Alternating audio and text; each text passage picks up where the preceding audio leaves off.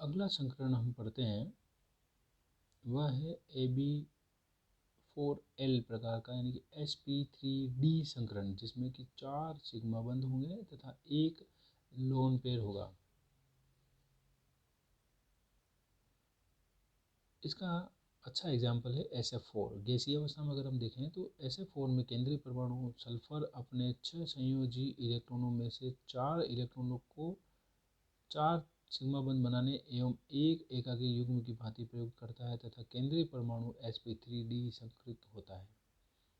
SF4 को 4 sigma बंध बनाने हेतु 4 अयुग्मित इलेक्ट्रॉनों की आवश्यकता होगी, परंतु S की निम्नतम अवस्था 3ds2 3p4 में मात्र 2 अयुग्मित इलेक्ट्रॉन हैं, अतः पहले S को उत्तेजित करते हैं, फिर संकरण होगा। इस संकरण में से हमें 5 समान ऊर्जा के sp3d संकृत कक्षक प्राप्त होते हैं, जिससे इनमें से 4 के पास एक अयुग्मित इलेक्ट्रॉन एवं एक के पास एकाकी इलेक्ट्रॉन युग्म होगा।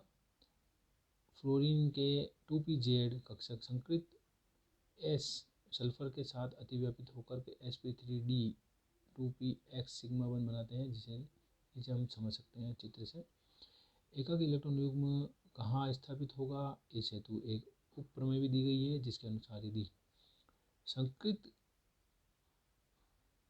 कक्षकों की संख्या विषम हो sp3d व sp3d3 संकरण, जहाँ संकृत कक्षकों की संख्या क्रमशः 5 व 7 है, तब तक एकाकी इलेक्ट्रॉन युग्म तलीय स्थिति यानी इक्विटोरियल स्थिति ग्रहण करेंगे।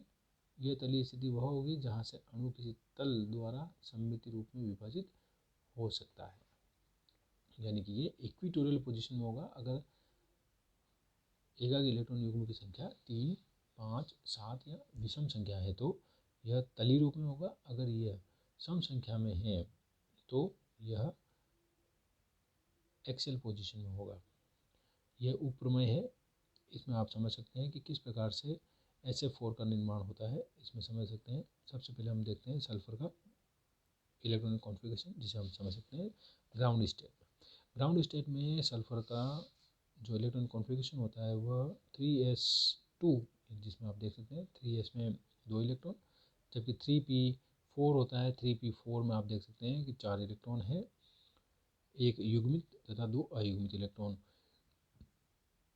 चूँकि इसमें 4 अयुग्मित इलेक्ट्रॉन चाहिए, क्योंकि 4 सिग्मा बंध बन रहे हैं, इसलिए 4 अयुग्मित इलेक्ट्रॉनों की आवश्यकता है, इसलिए हमें सल्फर को उत्तेजित अवस्था में लाना पड़ेगा।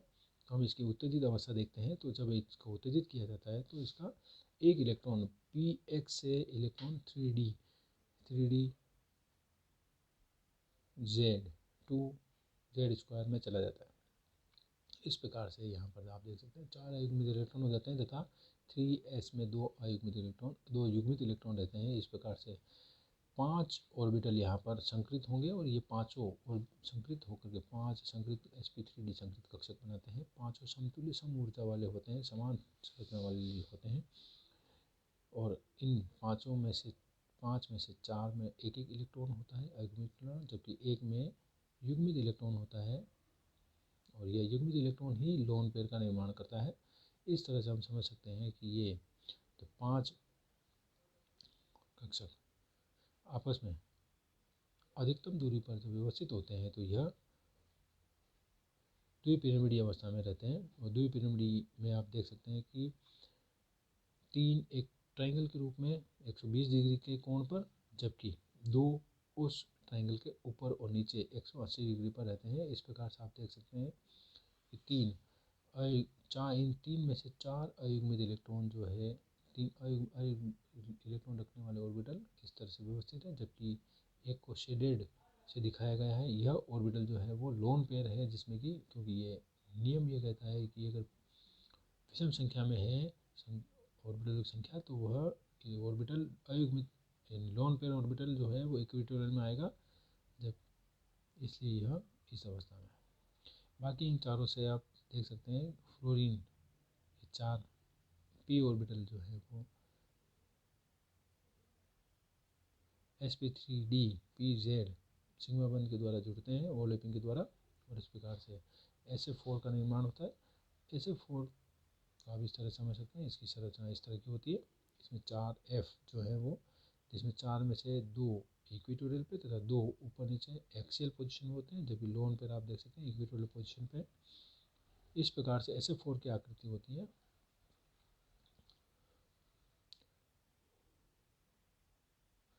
यह आकृति जो है वह विकृत चतुष्फल की आकृति कहलाती है।